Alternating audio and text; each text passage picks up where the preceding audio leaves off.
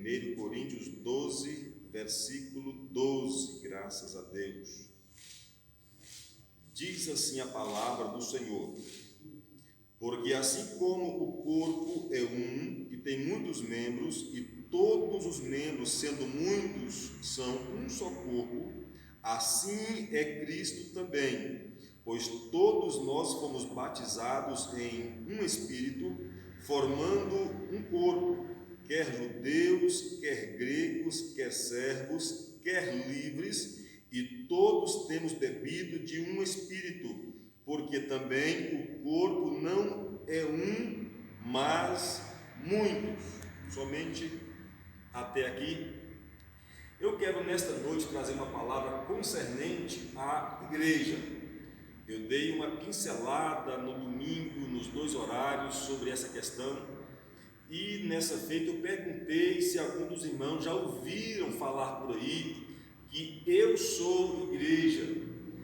Existe uma fala por aí, pastor Alain, de que nós não precisamos vir ao templo, nós não precisamos congregar, nos reunir, já que eu sou igreja. Só que eu, estudando a Bíblia, eu pude perceber, Alexandre, entender que na verdade no individual ninguém é igreja. Eu não sou igreja, você não é igreja, nós somos igreja. Então não existe igreja no individual, no singular. A igreja, ela é no plural. Aliás, a primeira vez que a palavra igreja aparece na Bíblia está em Mateus capítulo 16, versículo 16, quando Jesus pergunta para os discípulos: quem que o povo está dizendo que eu sou? Uns diziam é um profeta, é Elias, é Moisés. E ele perguntou: e vós, e vocês, o que vocês dizem que eu sou? Aí Pedro, tomando a palavra, diz: tu és o Cristo, o Filho de Deus. Jesus vai lhe responder dizendo: olha, bem-aventurado és tu, porque não foi carne nem sangue quem te revelou, mas o meu Pai. E eu também te digo que tu és Pedro. Olha só, eu te digo que tu és Pedro, e sobre esta pedra edificarei a minha igreja. Qual pedra? Não era Pedro. Essa pedra é a revelação, porque a igreja está, claro que a base da igreja, o fundamento da igreja é Cristo, mas ela é edificada sobre a revelação de Deus. Ele vai continuar dizendo: olha, tu és Pedro, e sobre esta pedra vou edificar minha igreja, e as portas do inferno não prevalecerão contra ela. E eu te darei, olha só aqui o mistério, e eu te darei as chaves do reino dos céus. Tudo o que ligares na terra será ligado no céu, e tudo o que desligares na terra será desligado no céu. Por quê? Na verdade, aqui Jesus não está dizendo que daria as chaves do reino dos céus para Pedro, mas daria para a igreja, Alexandre.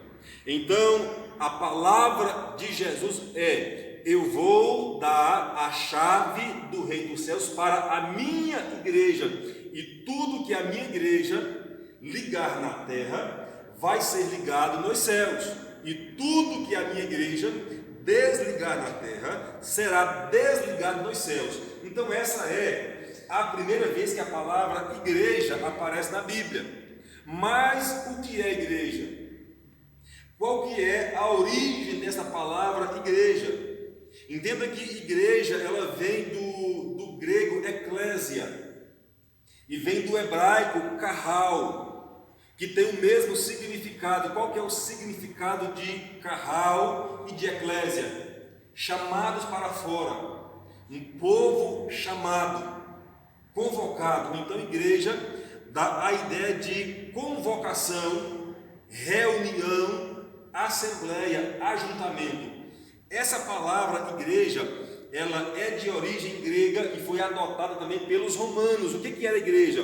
A igreja, ela não é uma palavra de cunho religioso, mas secular, que significa, o que era a igreja? A igreja era um concílio, era um conselho de pessoas, e para fazer parte da igreja tinha que ser maior de 21 anos de idade, fazia parte da igreja, e era a igreja, esse conselho que se reunia para poder decidir sobre as questões políticas, decidir quando ir à guerra, decidir quando tratar de paz.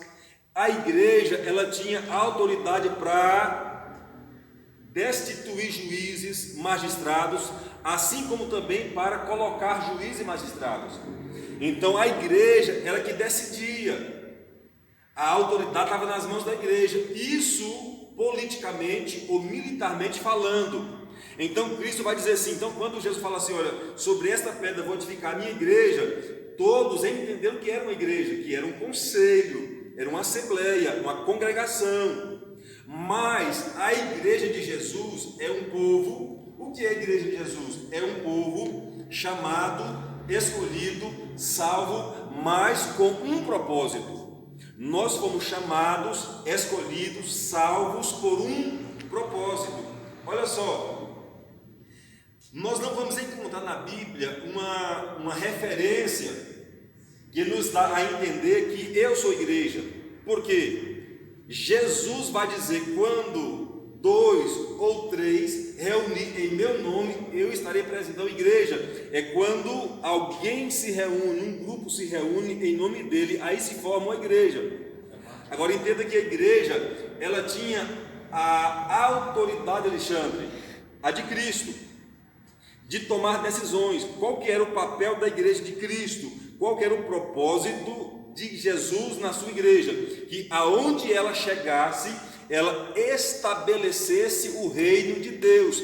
Aonde ela chegasse, estabelecesse a justiça, a retidão, a verdade, mudasse a situação, mudasse a realidade. Esse era o papel da igreja, mudar a realidade, decidir. Por quê? Qual que é a promessa? Tudo o que a minha igreja ligar na terra vai ser ligado no céu. Tudo que a minha igreja desligar na terra vai ser desligado no céu. E é engraçado, Alexandre, que quando João escrevendo a igreja de Éfeso, na verdade, por revelação de Jesus Cristo, vai dizer assim: olha, eu sei as tuas obras e o teu trabalho, e que não pode sofrer os maus, e que puseste à prova os que dizem ser apóstolos e não são, e tu os achaste mentirosos. Então entenda que na igreja primitiva, dos primeiros séculos, a igreja tinha o poder, ela era a igreja quem instituía ou destituía obreiros, até mesmo apóstolos. Então não tem esse negócio de que não, a igreja é do pastor fulano de tal. Não, a igreja não é do pastor, o pastor é que é da igreja.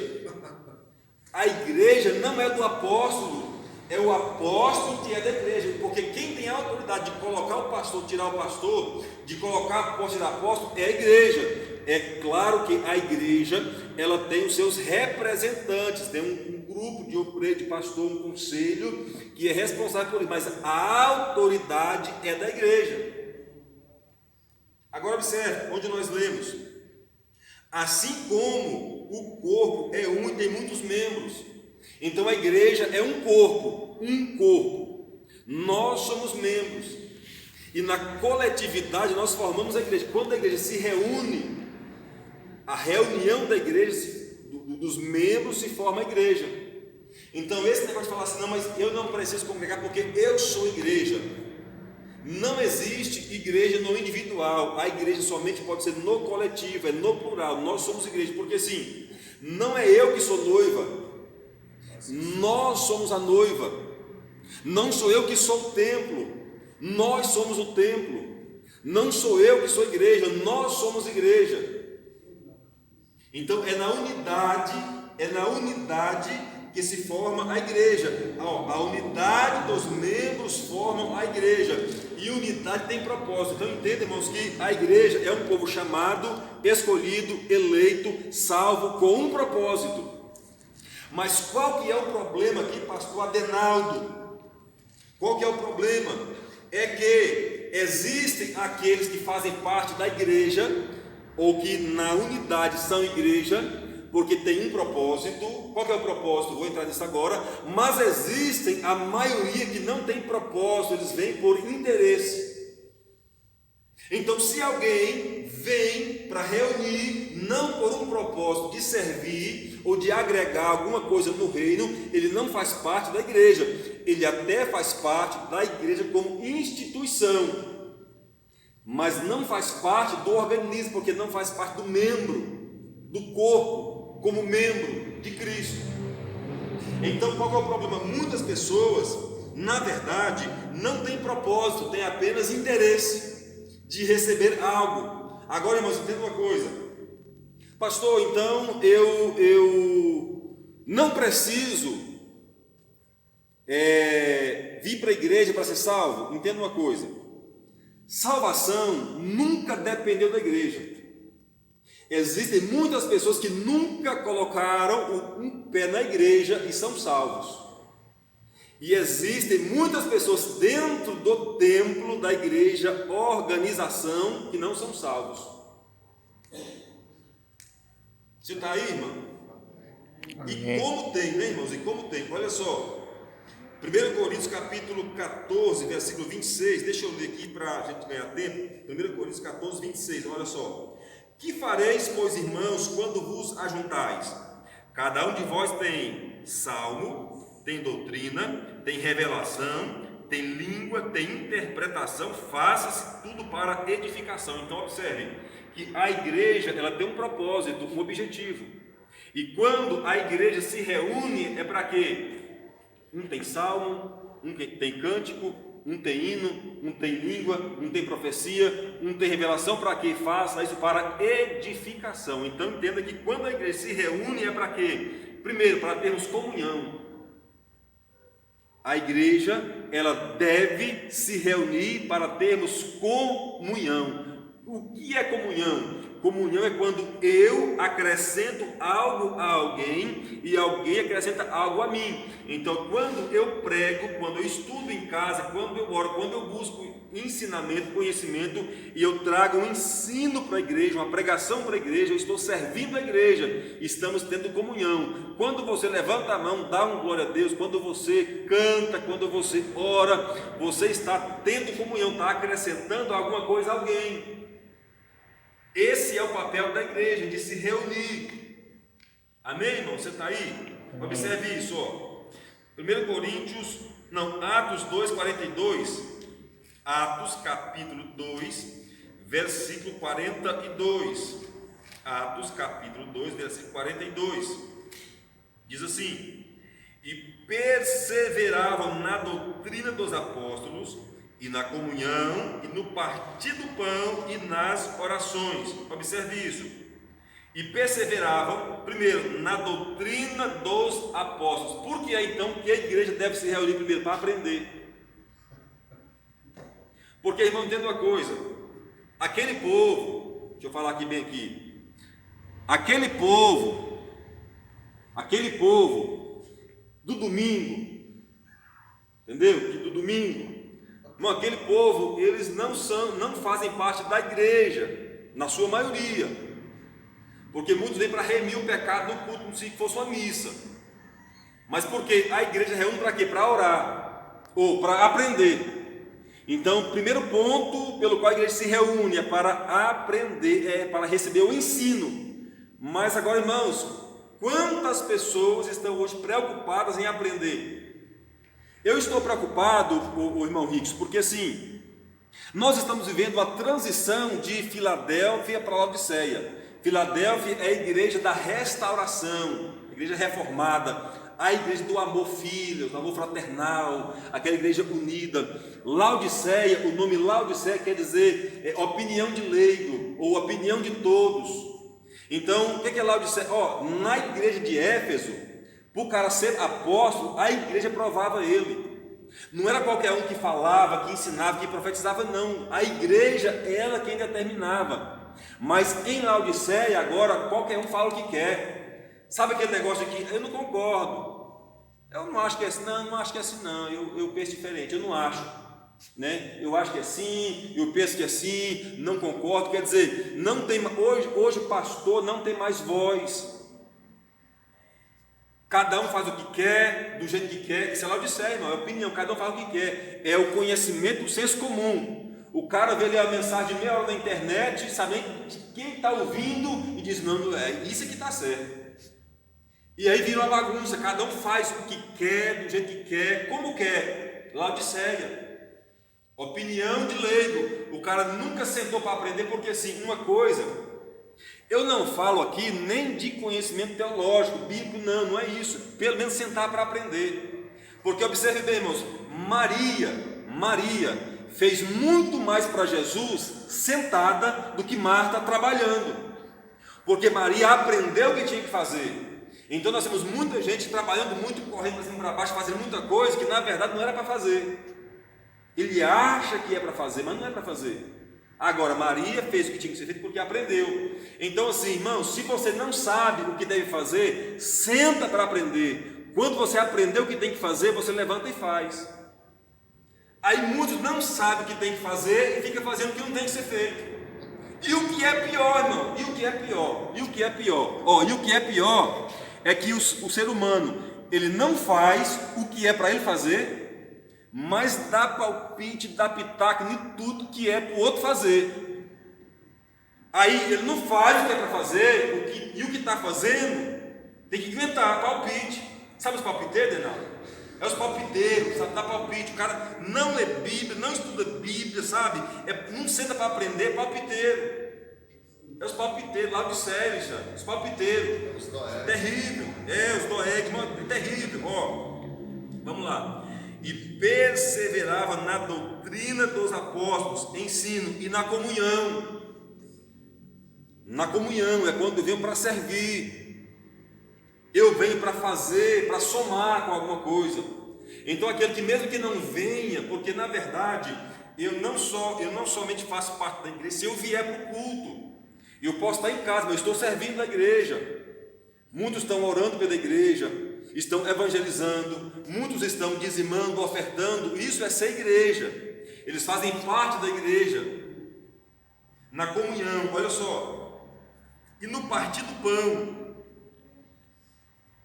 E nas orações. Então aqui nós encontramos alguns dos propósitos da igreja: comunhão, participar das... Por que nós nos reunimos? Para ter comunhão.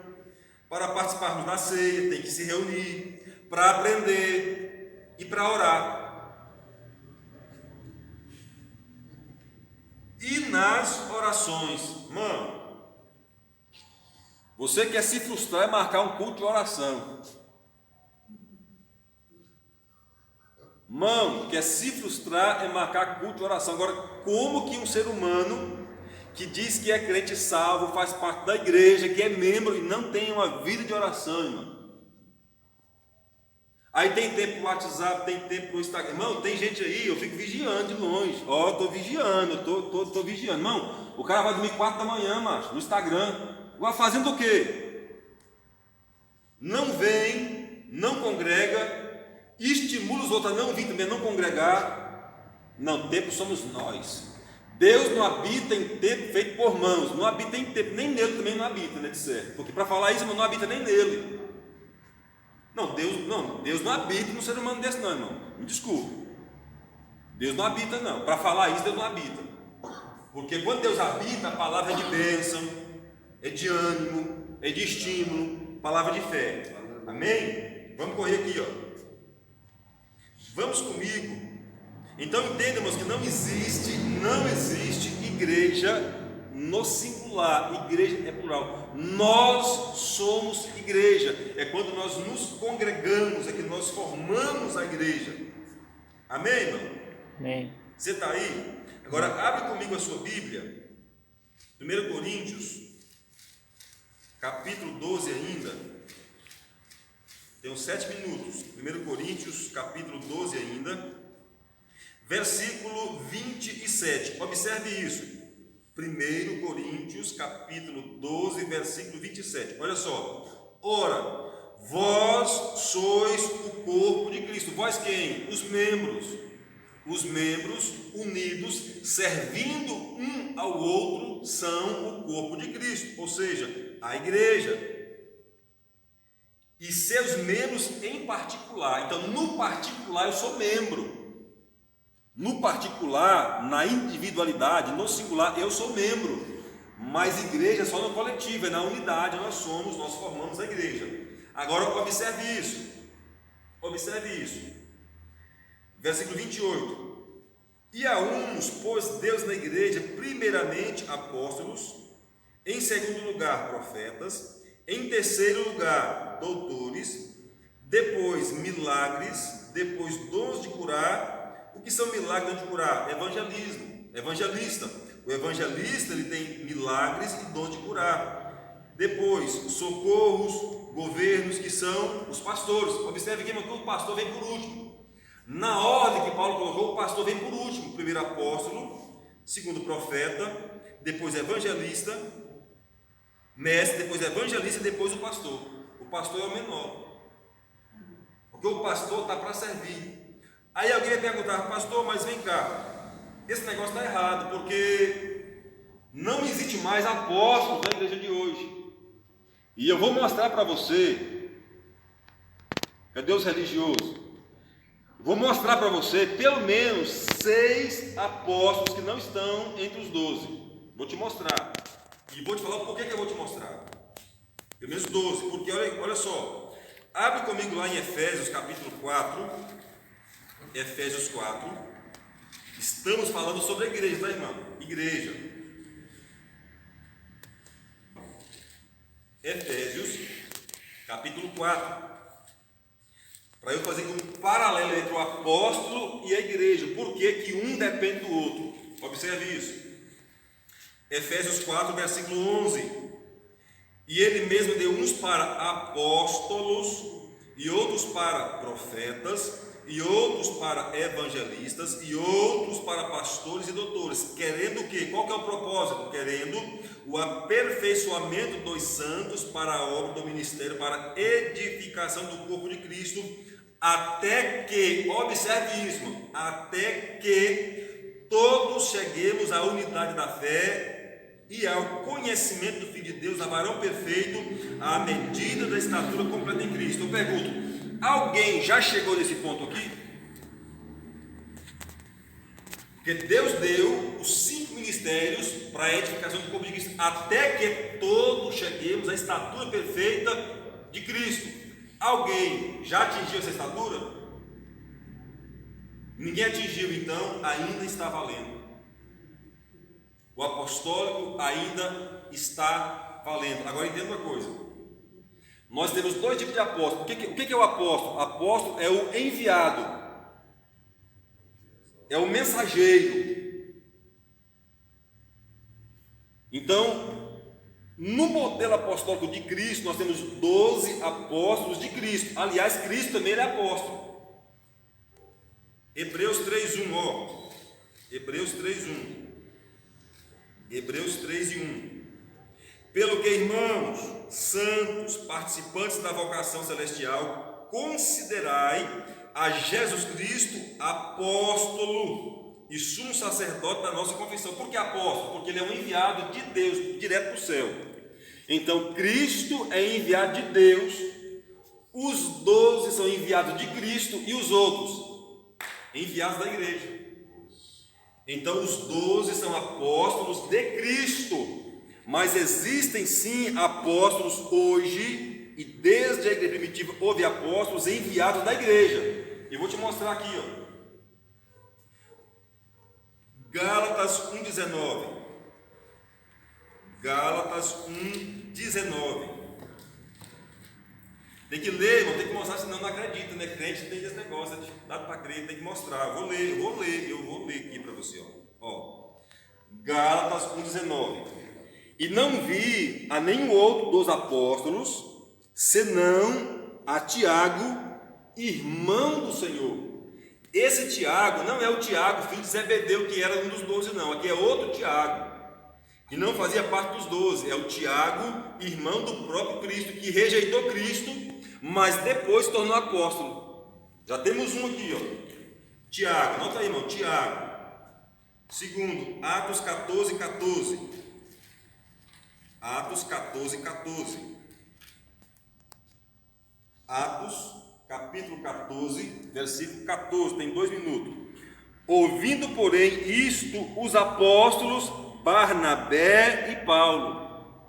Quais apóstolos, irmão? Barnabé e Paulo. Mais um apóstolo aí, Barnabé. Primeiro foi Tiago, segundo foi Barnabé. Vamos lá. 1 Tessalonicenses capítulo 1.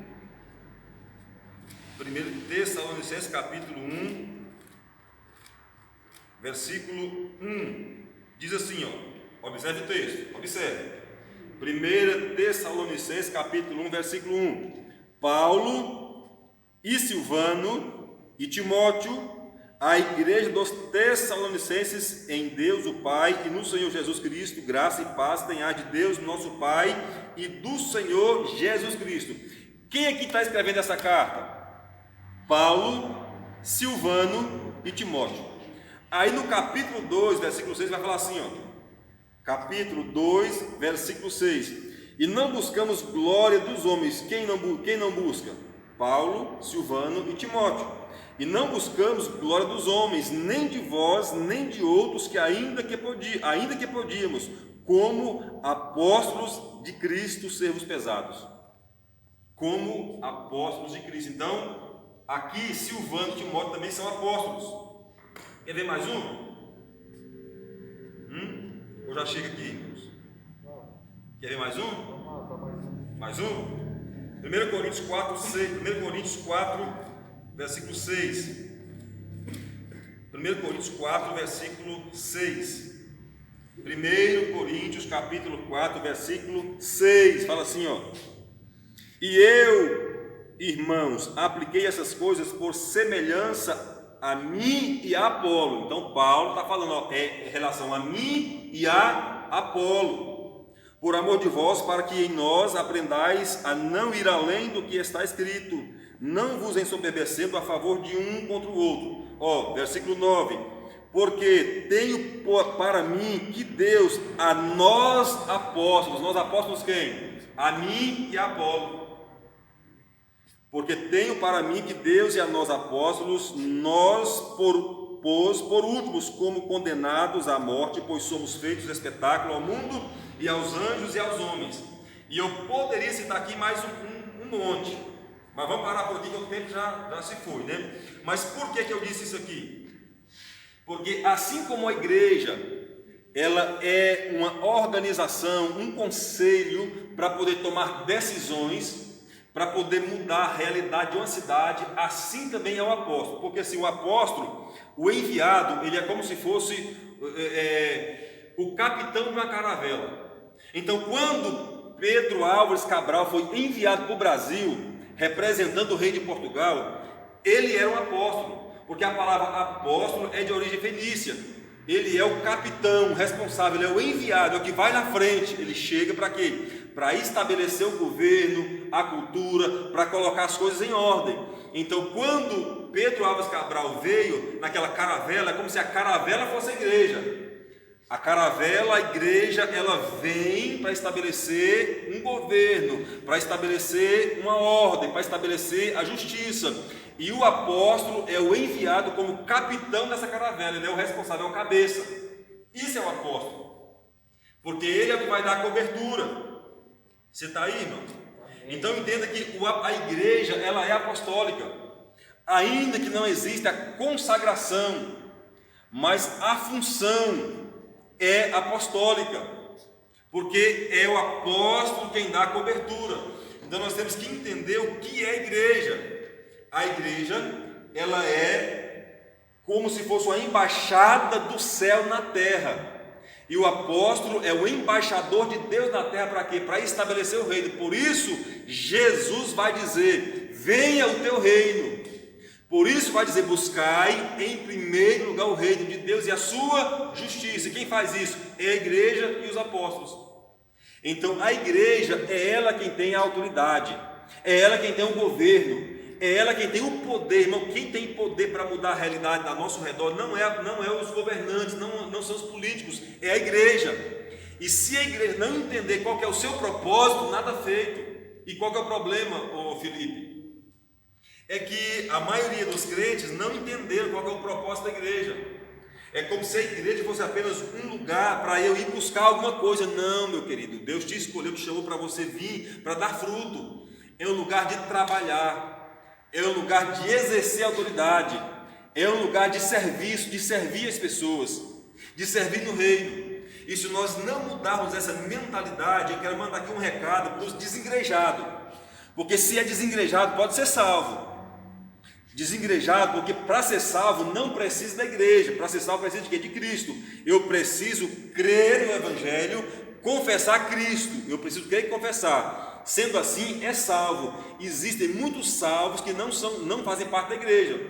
Ele é salvo, mas é desengrejado. Agora, se quiser fazer parte da igreja, ele tem que ter um lugar para se reunir e congregar, porque é na reunião que se forma a igreja. O que é essa reunião? É um ajuntamento, congregação, assembleia, uma reunião. Isso é igreja. E quando nós nos reunimos e nós oramos, e nós declaramos, nós concordamos acerca de algo, os céus, eles respondem por quê? Porque o que é ligado na terra, o que a igreja liga na terra, é ligado no céu. Então que nós possamos ter esse entendimento